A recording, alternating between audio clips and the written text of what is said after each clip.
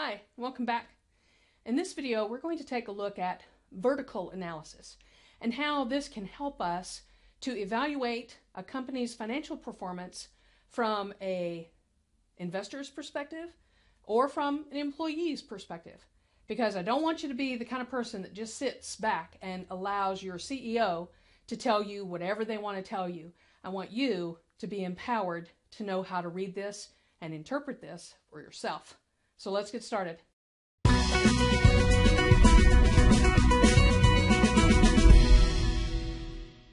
Hi everybody. Today we're going to talk through what vertical analysis is, how to calculate it, and what it might tell you as far as studying the financial performance of a company. This type of analysis is also known as common size analysis, and that's really nothing fancier than just we're taking a certain line item on one of the financial statements, using it as our base to calculate from. We can do these calculations on any financial statement for any year, and we can investigate significant changes just like we have done in the horizontal analysis. And again, significant can vary depending on who you are, what you want to know, what you're looking for, etc. Now again, I'm using Costco as an example here of vertical analysis. I'm also again using their balance sheet. And you find the balance sheet by going to yahoo.finance.com, and you can put in a stock symbol, and for Costco it's COST, and then it'll pull up their stock, and down on the left hand side there will be financial statements, and you can look at their balance sheet there. Now what we're doing here is we're looking at 2014 by itself, and we're looking at 2013 by itself.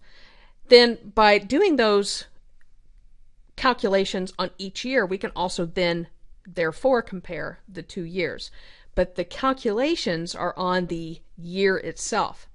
For example, the total assets line of Costco is the base of what we're using for our calculations here.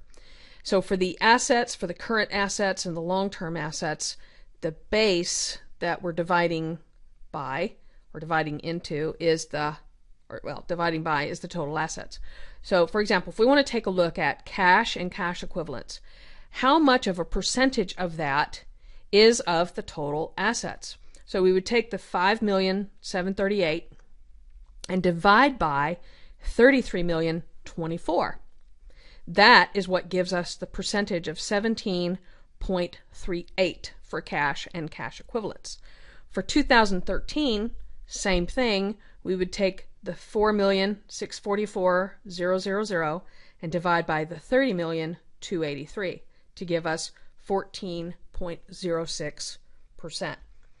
All the rest of these numbers, the short-term investments, net receivables, inventory, total current assets, property, plant, and equipment, and other assets, all of those numbers would be divided by that bottom line total assets number in order to give us the percentages.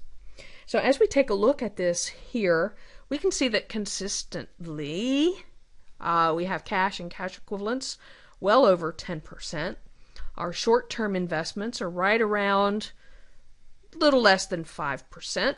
Our net receivables are holding steady at about 5.5%, and inventory is around 23 to 25%. Now none of that really tells us a whole heck of a lot, because we would then want to probably compare these numbers to other companies in the industry, in that sector that Costco belongs to. That can then give us a pretty good idea of how well they're performing to their competitors, which is another added benefit of being able to do something like this. The rest of our balance sheet looks like this. So for our liabilities, our long-term liabilities, all of those numbers, every line item is being divided by that bottom line number of total liabilities and stockholder equity, which, surprisingly enough, is the amount of our total assets. So all of the numbers on here are being divided by that 33,024,000. So all these numbers that are being calculated here, again, it doesn't really tell us a lot. If we start looking at, and we're following Costco and we're looking at them year after year after year, we would see some pretty normal patterns that are starting to emerge, and we would probably see that certain things are holding very consistent and very steadily over time. If we started to see that something was really jumping up really high or jumping really low for some reason, we would want to investigate what that is so that we as an investor or as an employee would be more informed about that. One thing I highly recommend is don't look at company annual reports. They're really, in my mind, more of a marketing tool. I personally, when I want to find out something about a company, and especially if I don't work for them, and I probably would never know for sure, I go to the SEC reporting. And if you go to the Costco website or any company website, oftentimes they will have the last few years of SEC reports that they have filed. And they are not actually terribly hard to read because, in certain cases, if I wanted to find out, well, what are they putting in capital surplus? What does that represent in actuality? I could probably find it in their SEC reports so that I can be more educated about how they're actually classifying things on their financial statements. Now, in this particular example, I have not done this for an income statement.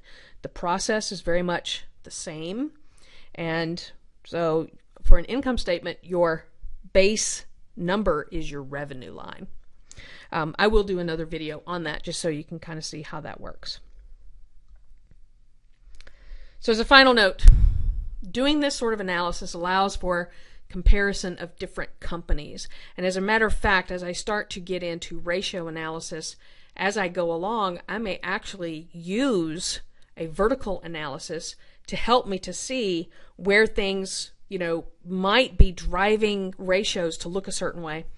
And sometimes you can sort of see that automatically as you're calculating the ratios, but sometimes it doesn't hurt to have the vertical analysis coupled with your ratio analysis.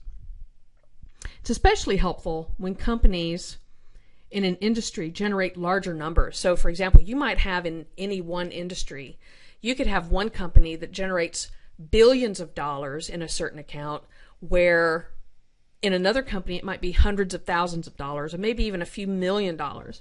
And these ratios help to equalize companies and be able to compare apples to apples. And again, like I said, it's especially useful as a companion to the ratio analysis. So I hope you learned a lot today. Vertical analysis is probably one of the ones that I've used more often than any other, and especially along with the ratio analysis, which I'll be getting to here very soon. So I look forward to seeing you on another video.